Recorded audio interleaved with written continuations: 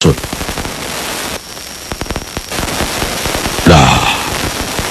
apa pula ini? Kepada ahli sunnah. Bukan ahli sunnah yang nama komunitas kelompok itu loh, yang ada ahlu sunnah dan ada syiah. Bukan itu yang saya maksud. Orang yang ahli tentang kepribadian Rasul luar dalam, yang nanti sering disebut dengan warasatul anbiya, ilmu yang mewarisi kepribadian Nabi, ulama yang mewarisi pribadi kenabian. Ya, akhirnya kalimat mari kembali kepada Al-Quran dan Sunnah itu harus digarisbawahi, hati-hati. Jangan dengan kalimat ini kita pakai packing untuk fanatisme kelompok, fanatisme golongan, fanatisme madhab, untuk saling menyerang. Ini kan ayatnya begini, menurut ayat, menurut Allah, menurut Quran. Wah, sudah, pendapat kita stempel dengan ayat. Itu bisa berbahaya. Lanjut. Adakah hal yang salah di sini? Kenapa himbauan-himbauan itu tidak teraplikasi di masyarakat, bahkan oleh yang menghimbau? Pertama, ada masalah, yaitu apa yang dimaksud Al-Quran? Samakah dengan mushaf Al-Quran? Apakah yang dimaksud sunnah? Samakah dengan hadis? Bagaimana cara kita untuk kembali ke Al-Quran? Cukupkah dengan para ahli tafsir? Apalagi menafsiri sendiri? Tidak bisa. Kalau mau kembali kepada Al-Quran, harus melalui sang ahli zikr. Fas'alu ahla zikr. Kembali kepada ahli Al-Quran. Az-zikr adalah salah satu nama sebutan dari Al-Quran. Bagaimana kita mau kembali kepada sunnah? Apa cukup kita menyusun-nyusun hadis? Tidak. Apalagi kalau kita bukan ahli hadis. Kacau jadinya. Kita nggak bisa membedakan mana yang sahih, mana yang dhaif, mana yang maudhu, dan seterusnya. Kacau.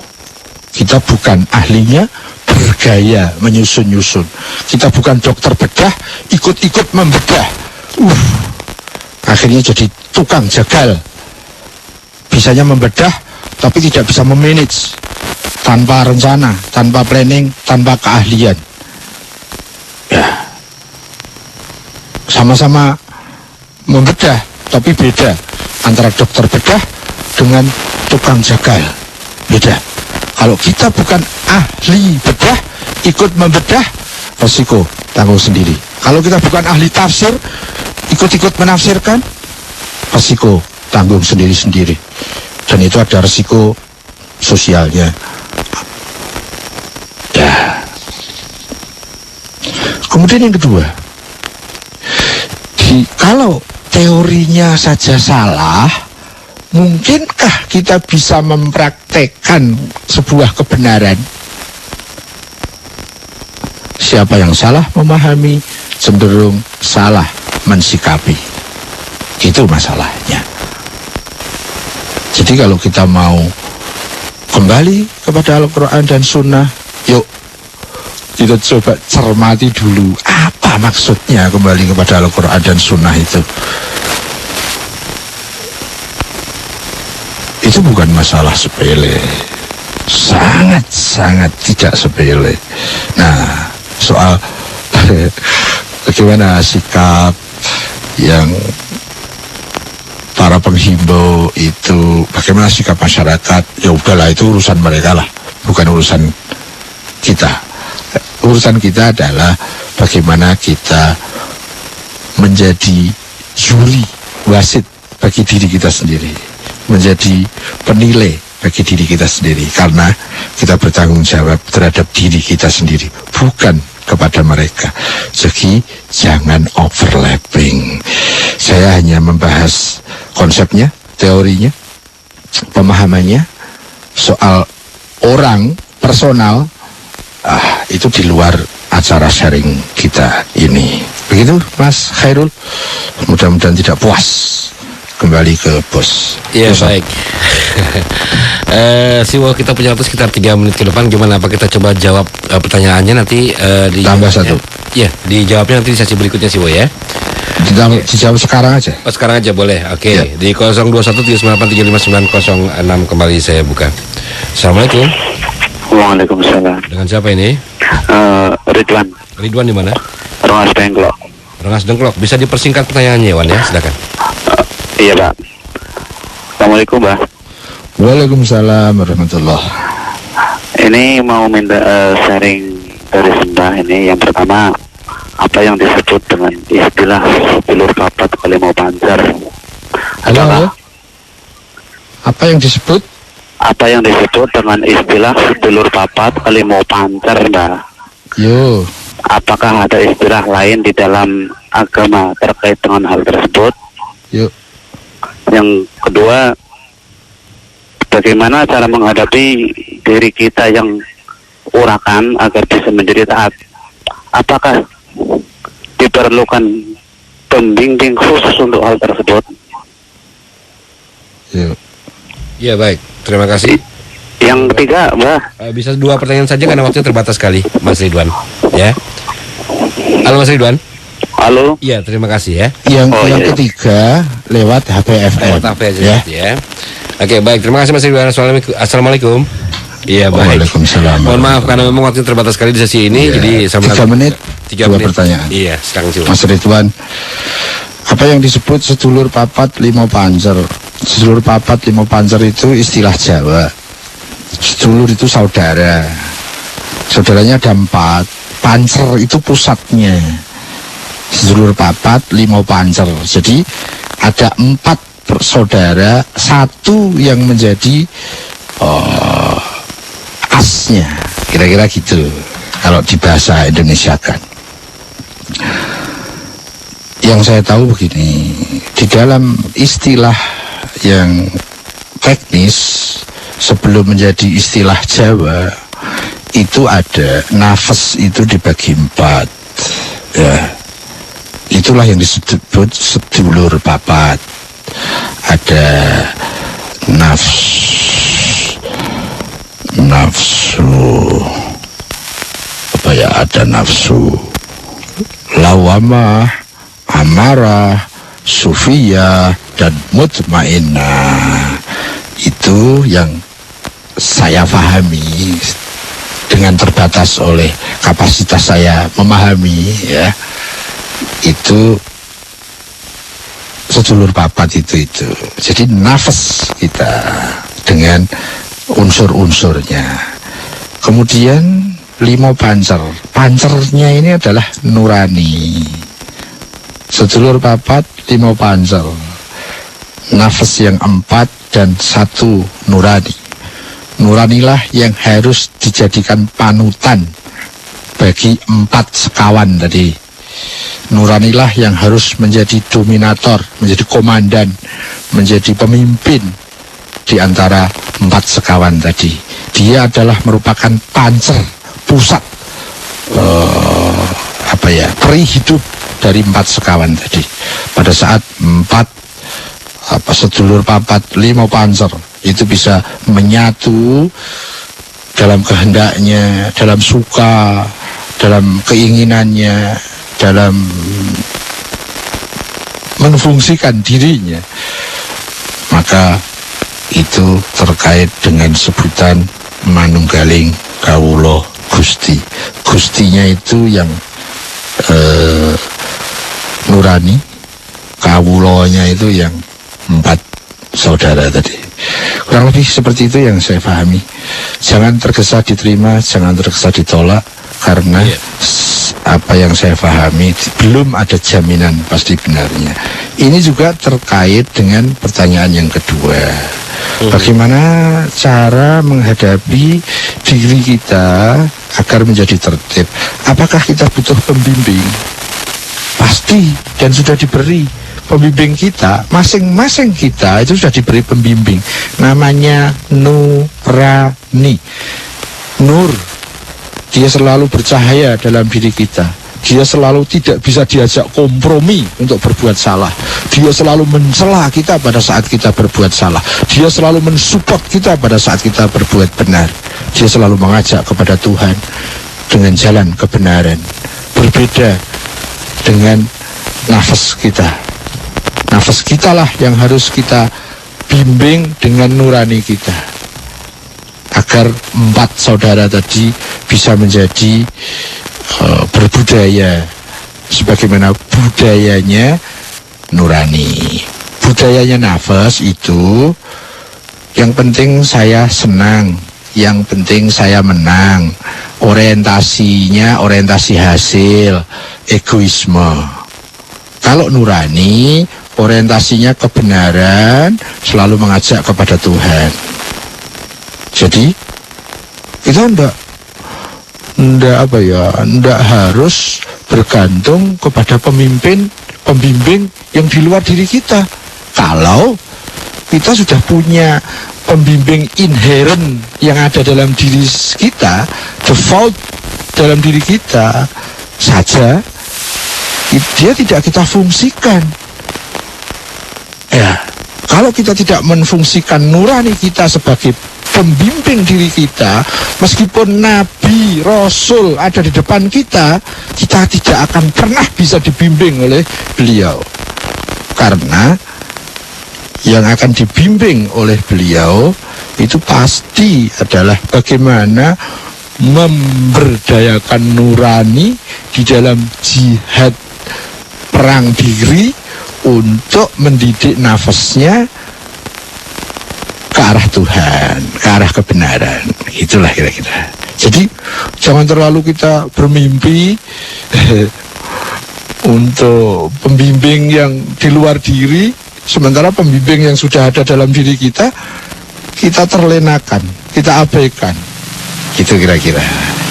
Kita hanya bisa menfungsikan guru spiritual yang ada di luar diri, para nabi, para rasul, para imam, para wakil-wakil Allah, akan kita bisa fungsikan kalau nurani kita sudah duduk pada fungsinya.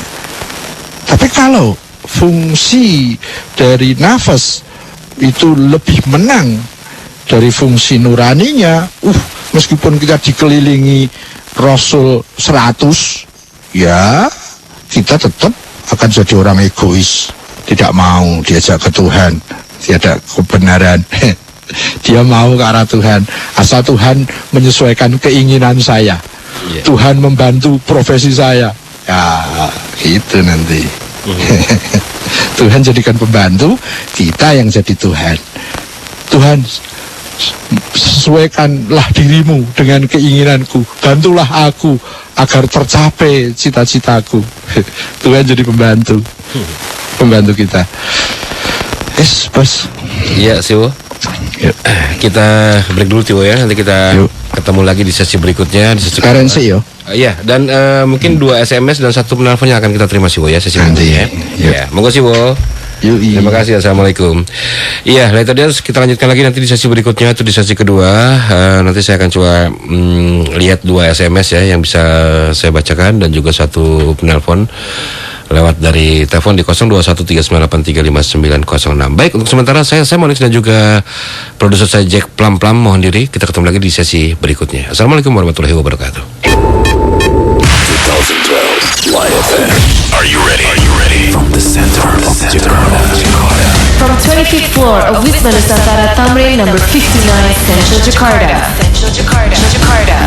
Broadcasting live 24 hours a day, 7 days a week. Welcome to 105.8 Light FM, the best low-hit station. For more info, please call 398-35900. flex number 398-35901. Sure Message Service 081-880-1058. And follow at Twitter at Light FM 1058. or click www.lightfmjakarta.com. We give you the finest music. Anytime, anywhere. think about it. Yeah, exactly. 105.8. You're entering the slow zone. The best slow hits station 105.8 Light FM. Anda masih mendengarkan Berproses Menuju Kesejatian Diri bersama Siwo Agus Hidayat.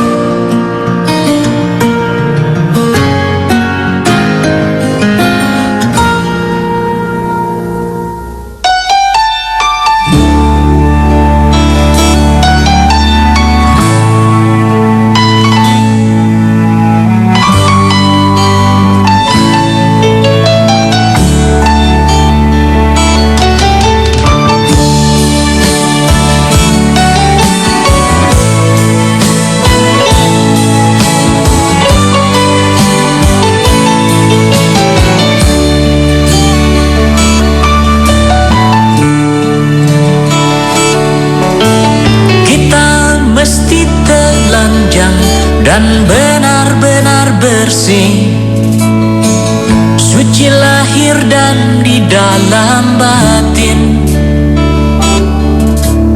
Tengoklah ke dalam sebelum bicara, singkirkan debu yang masih melekat. Oh, singkirkan debu yang masih melekat.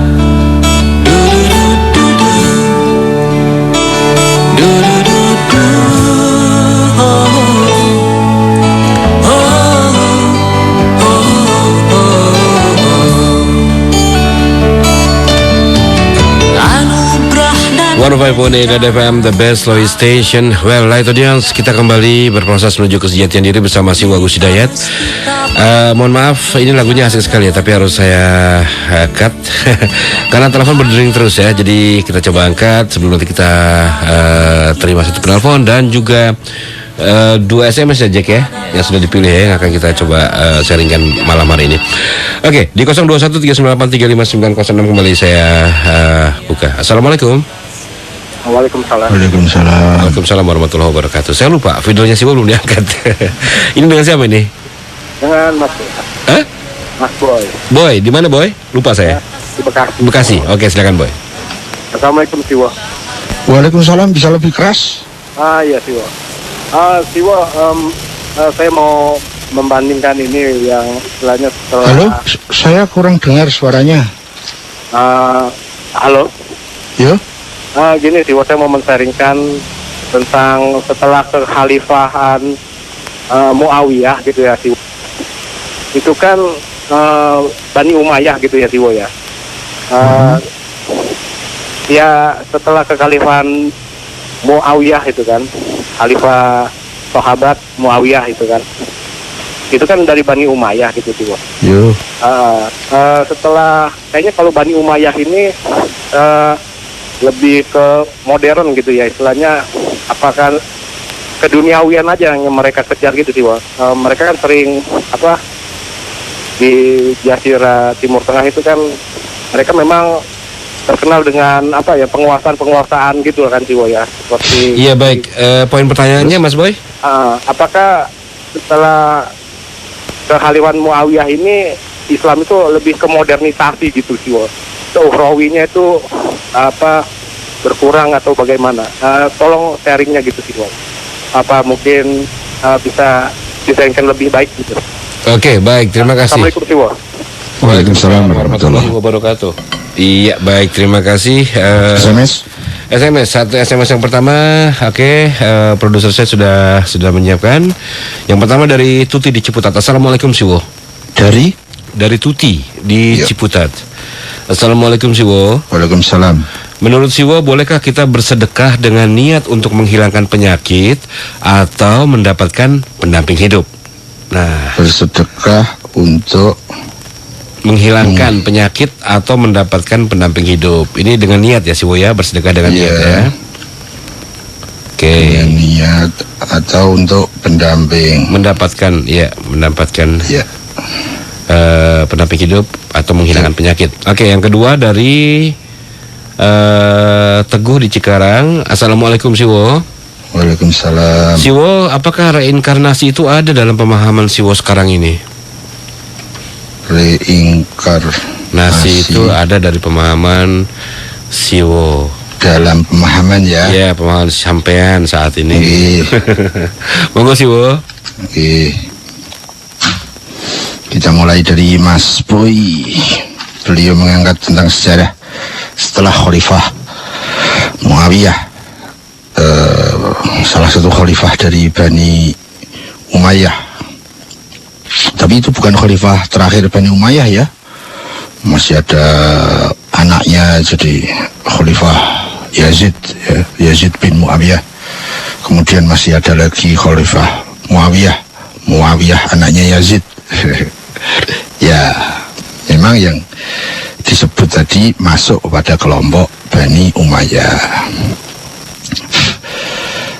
Pertanyaannya, apakah setelahnya itu menjadi modernisasi sehingga nilai-nilai ukhrawinya berkurang? Ini yang saya tahu. Sebelum ke situ, Mas Boy tolong dicermati, dikaji lagi. Ada dua istilah. Yang satu istilah khilafah, yang satu istilah imamah. Khilafah itu pemimpin pemerintahan masyarakat Muslim dan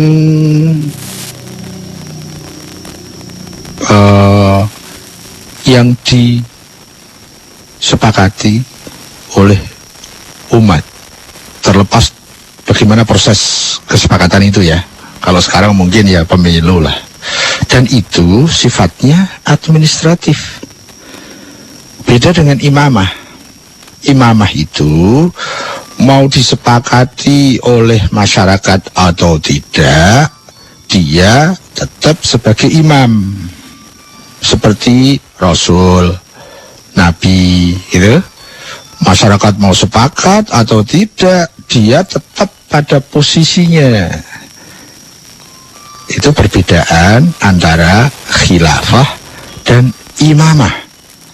Jadi khilafah itu tunjukan dari bawah, dari musyawarah, dari pemilu.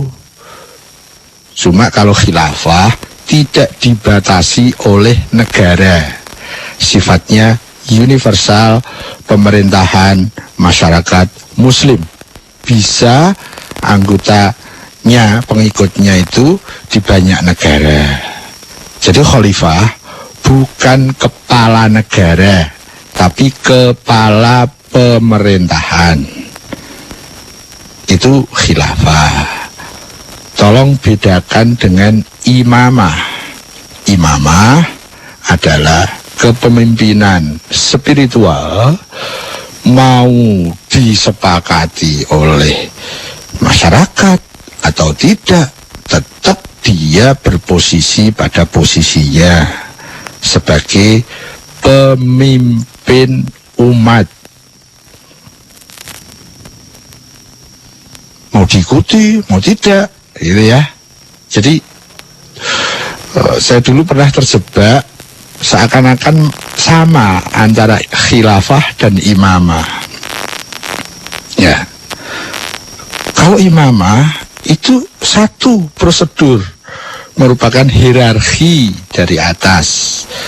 Tuhan menunjuk Rasul, Rasul menunjuk wakilnya, itu disebut imamah. Kalau khilafah itu dia menjadi pemimpin karena dipilih oleh rakyat. Jadi tanggung jawabnya sangat berbeda dan bisa bermacam-macam. Misalnya terpilihnya Abu Bakar itu dalam sejarah itu dari proses musyawarah. Sementara Abu Bakar ke Umar bin Khattab itu proses penunjukan oleh Abu Bakar. Proses dari Umar ke Utsman juga itu disebut prosesnya adalah proses perwakilan. Disebut apa itu istilahnya saya lupa. Kemudian dari Khalifah Utsman ke Khalifah Ali itu merupakan masa yang kritis dan aklamasi masyarakat, tidak lewat musyawarah, tidak lewat tunjukan, beliau dipaksa karena situasi yang sangat kritis. Pada saat itu kondisi politik chaos, sampai ada sekian hari kosong dari pemimpin, kosong dari khilafah karena Khalifah Utsman wafatnya karena dibunuh. Ya, kurang lebih seperti itu. Beda lagi dengan proses bagaimana terangkatnya Muawiyah jadi pemimpin. Itu lewat perang. Jadi rebutan. Belum lagi, beda lagi nanti khilafah dari Muawiyah kepada Yazid bin Muawiyah itu sudah sistemnya sistem putra mahkota. Demikian juga yang dari Yazid bin Muawiyah ke Muawiyah bin Yazid itu juga prosesnya proses putra mahkota, sistem kerajaan. Jadi kalau khilafah itu modelnya macam-macam. Tapi kalau imamah satu modelnya, merupakan hierarki dari atas ke bawah yang sifatnya spiritual. Allah menunjuk Rasul, Rasul menunjuk mereka. Nah, jadi kalau imamah itu sang imam bertanggung jawab luar dalam bagi masyarakatnya. Tetapi kalau khilafah dia hanya bertanggung jawab atas administrasi pemerintahan, bagaimana memanage masyarakat. Ya. Sementara kalau imam dia bertanggung jawab semua, lahir dan batinnya. Jadi kalau ada orang musyrik misalnya, imamnya ditanya, apakah tugasmu sudah kau laksanakan? Ya kalau sudah, dia memang berkehendak jadi musyrik, ya urusan dia. Kurang lebih seperti itulah.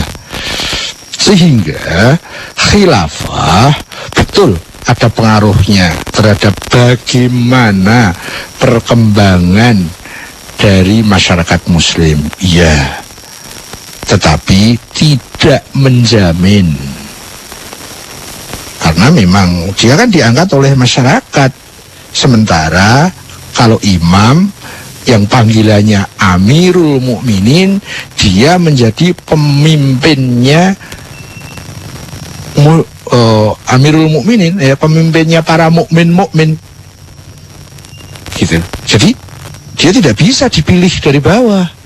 Dia harus ditunjuk dari atas karena dia akan menjadi pemimpinnya para mukmin, sebutannya Amirul Mukminin. Beda dengan khilafah. Khilafah tidak punya sebutan Amirul Mukminin.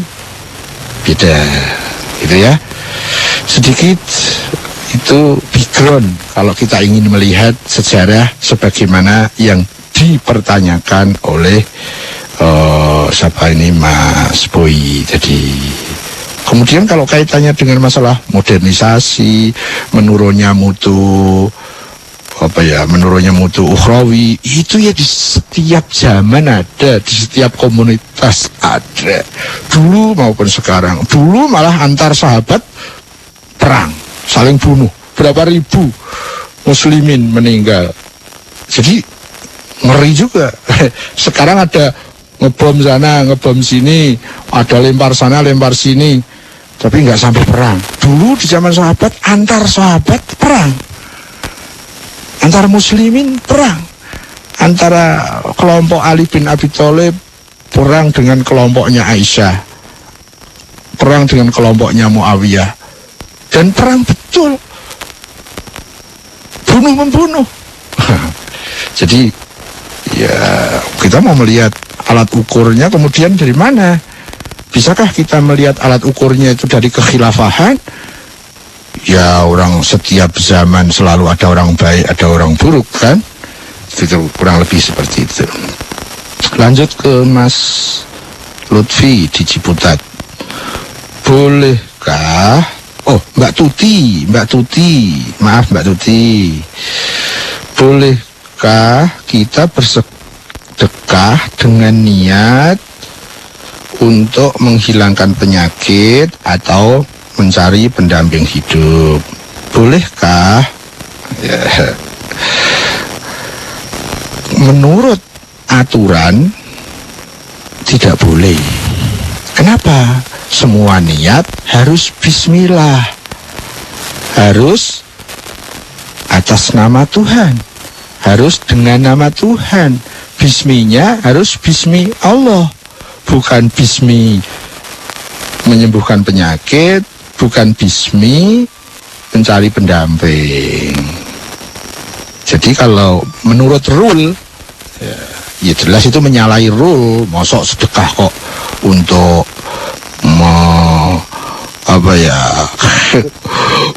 memajukan bisnis, ya nggak bisa. Niat seperti itu jelas menyalahi rule. Semua niat kalau menurut rule ya, menurut aturan main harus bismillah. Sedekah untuk apa? Bismillah. Betul. Kita ini diajari hukum sebab akibat yang sulit untuk kita racik dengan logika dan rasional.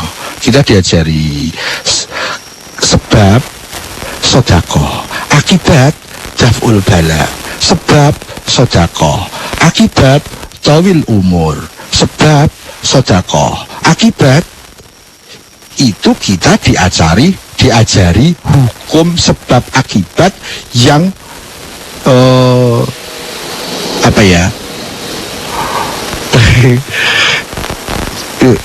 hukum agama itu penuh, kita diajari hukum sebab akibat, tapi yang tidak mudah untuk merasionalisasi.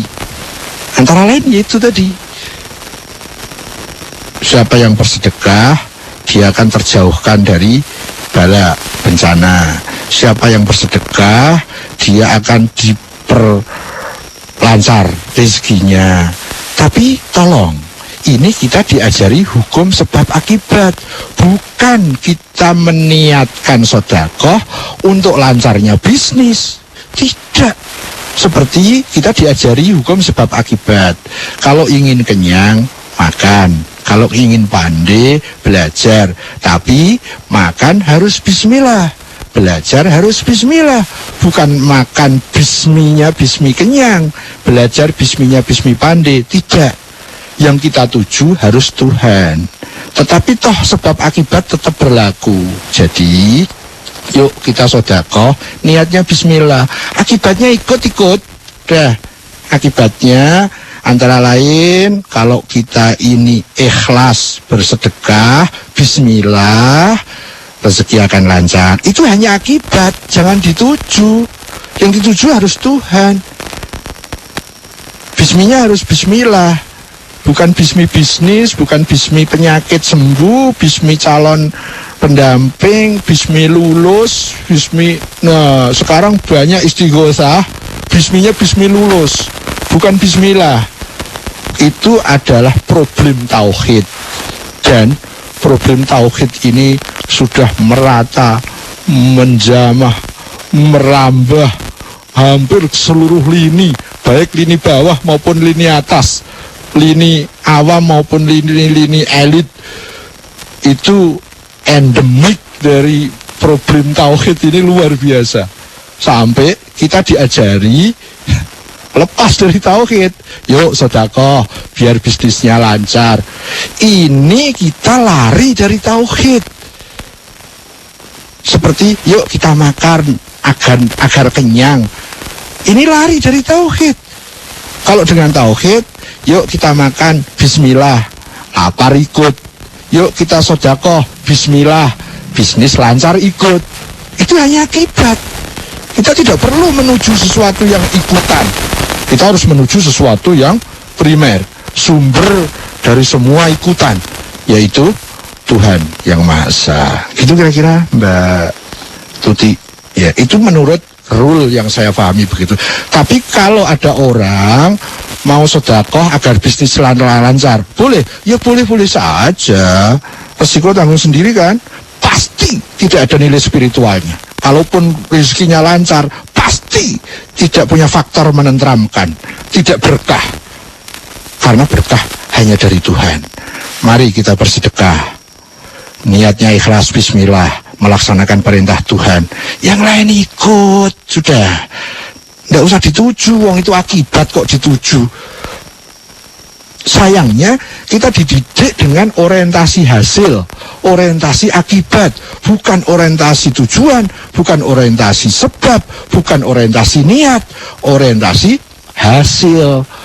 Maka begitulah akhirnya Tuhan kita minta, wahai Tuhan, Engkau kan Maha Kuasa, aku turuti ini melaksanakan ini sedekah, gitu kan? Tapi kau jadi pembantuku ya, gitu kira-kira. Akhirnya Tuhan kita letakkan sebagai pembantu.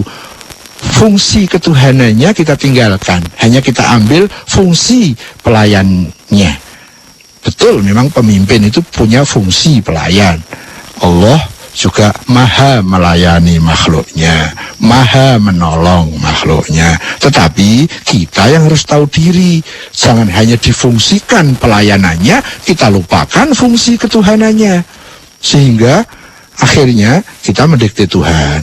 Kita pakai cara Tuhan. Kita ambil energi Tuhan agar keinginan saya tercapai, agar bisnis saya lancar, agar profesi saya tercapai, agar saya lulus, agar saya dapat pasangan hidup. Akhirnya Tuhan hanya jatuh sebagai pembantu saja. Ini krisis tauhid yang sudah merambah dan mengendemik anywhere, anything. Kayak Light FM mana ada itu, anywhere, anytime. Iya sih, Terakhir Mas Sam.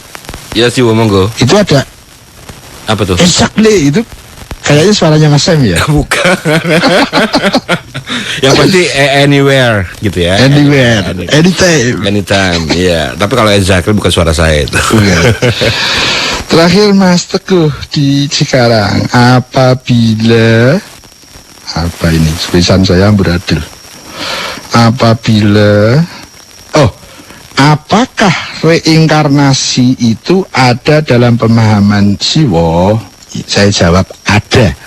Cuma reinkarnasi yang saya maksud adalah bahwa setelah kita mati, kita akan hidup lagi di dunia yang berikutnya.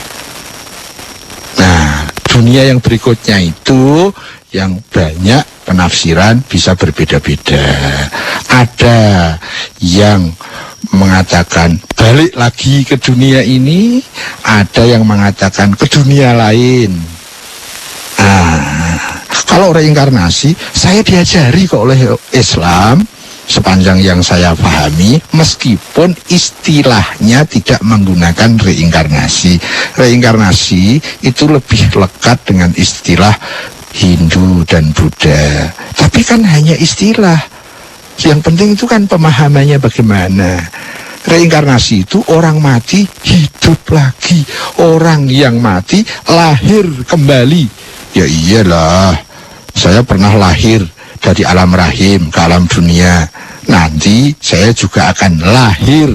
Setelah saya mati dari alam dunia, saya akan lahir ke dunia yang lain. Dunia yang mana? Itu kan yang menjadi perbedaan. Nah, itu pembahasannya bisa masuk ke detail. Saya jawab yang globalnya saja. Ya, jadi yang saya ambil pemahaman tentang reinkarnasi itu ada kok di dalam ajaran agama Islam yang saya pahami, bahwa semua orang yang mati akan dilahirkan kembali. Bahkan kan ada kan kisahnya yang membina dirinya, tapi yang dibina itu pribadi kebinatangannya. Nafasnya itu kan, ya nafas yang ada kan hayawaniyah. Dalam diri kita itu ada insaniyah. Insaniyah itu nurani. Nafas kita itu hayawaniyah, hewan yang liar. Nah, yang kita bangun pribadi kita di dunia ini apa? Oh, ternyata kita membangun kepribadian ala kera. Kita akan dilahirkan dalam bentuk kera. Kalau kita ini membangun kepribadian dengan ciri-ciri, mengadopsi ciri-ciri coro, suka yang kumuh-kumuh, suka yang jorok-jorok, suka yang bau-bau. Nah, kita dilahirkan dalam bahasa metafor, kita akan dilahirkan dalam bentuk coro. Ya, misalnya seperti itu. Selesai. Iya. Terus selesai sih, Wo. Pamit ya. Wo, monggo. Teman-teman semua, terima kasih partisipasinya. Semoga kita semakin mampu. Fokus, tujuan, waspada niat, konsentrasi tugas. Semoga kita dipersaudarakan dalam berproses menuju kesejatian diri. Amin. Mohon maaf. Terima kasih. Assalamualaikum warahmatullahi wabarakatuh. Waalaikumsalam warahmatullahi wabarakatuh. Terima kasih Siwo Agus Hidayat, dan terima kasih juga Letodians atas perhatian dan kebersamaan Anda. Ya, akhirnya saya Sam Onyx dan juga Jack Plum dan juga teknisi kami Sarif dan Isnadi mohon diri. Kita ketemu lagi dalam Light at Night beberapa saat lagi. Dan Letodians, dari Mutiara Hikmah dikatakan bahwa keluh kesah merupakan ungkapan rasa tak rela terhadap kehendak Tuhan. Obat mujarabnya adalah penghilang keluh kesah, menerima keadaan dengan rasa senang, dan melihat orang lain yang ada di bawah kita. Assalamualaikum warahmatullahi wabarakatuh.